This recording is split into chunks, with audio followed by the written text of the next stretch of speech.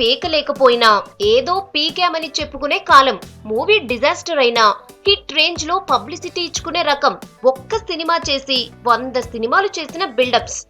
అలాంటి కాలంలో 73 సినిమాలు చేసిన హీరో, ఇంటి పేరునే విక్టరీగా మార్చుకున్న హీరో, మినిమం గ్యారంటీ హిట్ కొట్టే హీరో, ఫ్యామిలీ హీరో అయిన వెంకీ ఏమీ పీకలేదా? పీకటానికి ఏమీ లేదా? స్వయంగా హీరో నోటి వెంట వచ్చిన ఈ మాటలు విని ఫ్యాన్స్ మొత్తం షాక్ అయ్యారట. టాలీవుడ్ ఇండస్ట్రీ మొత్తం ఇప్పుడు ఇదే హాట్ టాపిక్ అయింది. బాబు బంగారం మూవీ ఆడియో రిలీజ్ ఫంక్షన్ లో స్టేజ్ ఎక్కిన వెంకీ ఫ్యాన్స్ హంగామాతో ఎనర్జీగా ఉండాల్సింది పోయి ఫ్యాన్స్ కు కౌంటర్ షాక్ ఇచ్చాడట. ఆడియోలో వెంకీ స్పీచ్ హైలైట్స్ ను చూద్దాం. 30 ఏళ్లు ఎలా అయిపోయాయో, 30 ఏళ్లు, అయ్యో అయ్యో అయ్యో. 30 ఏళ్లుగా స్టేజ్ ఎక్కి ఏమీ పీకలేదు, ఇప్పుడేం పీకుతా?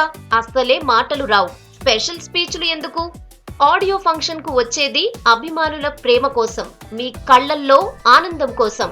30 ఏళ్లుగా మాట్లాడటం నేర్చుకోలేదు, తెర మీద ఏదో ట్రై చేస్తున్నారు. సినిమాలు తగ్గించేయాలని 5 ఏళ్లుగా అనుకుంటున్నా. బాబు బంగారం ట్రైలర్ చూసి 15 ఏళ్లు ఇచ్చావు అని మారుతిని ఉద్దేశించి అన్నాడు. ఇంకా 10 ఇయర్సో 20 ఇయర్సో తెలీదు, లేదా నా కొడుకు అర్జున్ వచ్చే వరకు చేస్తూనే ఉంటాను.